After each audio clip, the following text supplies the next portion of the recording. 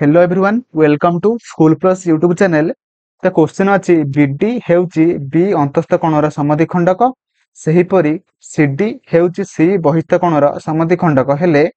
ए कोण जदि 70 डिग्री हैला तो सेहीपरि डी कोणर परिमाण केते हबो। तो देखंतु से फास्ट कहि देछि कि बीडी होउची माने एटा देखंतु आपण माने बीडी होउची बी कोणर माने बी गोटे अंतस्थ कोण तो सेथि पई तार होउची कोण ना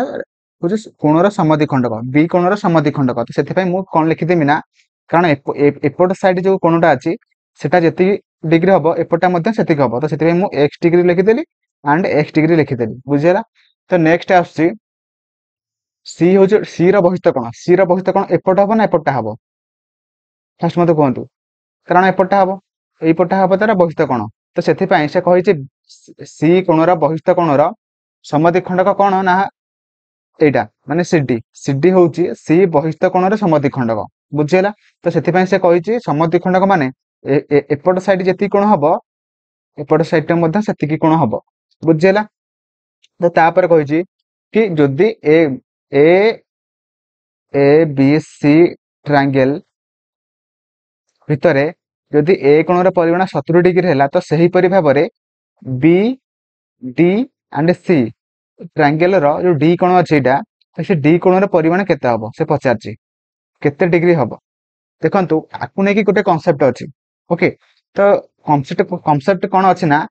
गोटे कांसेप्ट अछि जोटा कि से कोहे कि गोटे भूमि बा गोटे बेस रु जदि गोटे अंतस्थ कोणर समद्विखंडक एंड आउ गोटे कोण देखंतु गोटे बेस रे दीटा कोण थिबो गोटे ट्रायंगल बा गोटे त्रिभुजर गोटे बेस रे दीटा कोण थिबो तो गोटे कोणर अंतस्थ कोण एंड आउ गोटे कोणर बहिस्थ कोण जेउठी छेद करिवे तो से छेद बिंदु रे सृष्टि हेउथुबा अंतस्थ कोणर परिमाण से त्रिभुजर टॉप रे जो माने एंगल टा थिबो सेई एंगल रो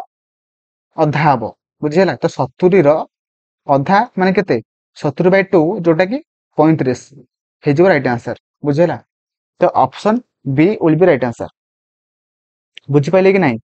मैं आउथरे कहि दउची कांसेप्ट होउची कि गोटे त्रिभुजर गोटे बेस अछि तो से बेस रे दीटा एंगल अछि तो से दीटा एंगल रो गोटे एंगल रो अंतस्थ कोण रो माने जो माने समद्विखंडक आउ गोटे कोणर बहिस्थ कोण माने देखो दीटा कोण अछि गोटे कोणर अंतस्थ कोण रु गोटे समद्विखंडक गला एंड आउ गोटे कोण जो रहिला सेई कोणर बहिस्थ कोण माने एटा होउची अंतस्थ कोण एंड एटा होउची बहिस्थ कोण माने अंतस्थ कोण माने कोण ना इंटीरियर एंगल एंड बहिस्थ कोण माने कोण ना होउची हमरा एक्सटीरियर एंगल। तो से एक्सटीरियर एंगल बा बहिस्थ कोणर समद्विखंडक जाय कि जेउठी से दीटांक माने समद्विखंडक जोउठी जाय कि माने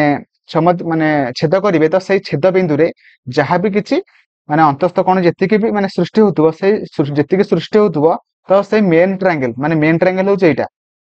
मेन ट्रायंगल होउची एटा। तो एयु मेन ट्रायंगल रो जो टॉप रे जो एंगल टे थिबो से टॉप एंगल रो अधा हबो कोण ना होउची ए एंगल टी माने सेथि पई एटा थिला केते ना ए हमरा थिला 70 डिग्री सेथि पई हमरा डी रो एंगल केते हिजबो ना 70/2 जोटा कि हमरा 35 डिग्री। तो option B will be right answer मोर आशा आपण माने बुझि पारछंती। तो बुझि पारथिले वीडियो को लाइक कर देबे चैनल को सब्सक्राइब करिवे एवं आपण मानको केमिति लागला मते कमेंट रे जणैबे। थैंक यू जय जगन्नाथ।